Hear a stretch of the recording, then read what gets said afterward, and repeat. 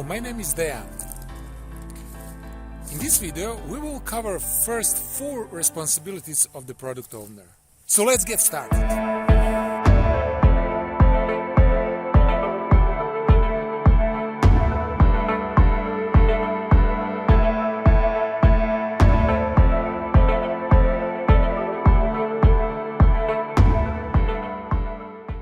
Ordering and managing the product backlog.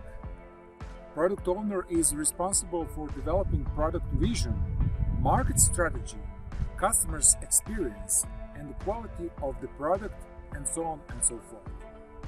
Involving stakeholders and end users in the product backlog refinement and backlog management. Ensure that the product is sustained in the market and is successful as long as possible. In the next video, we will cover the rest of his responsibilities. So stay tuned and subscribe to this channel. Thanks for watching and have a great day. Bye!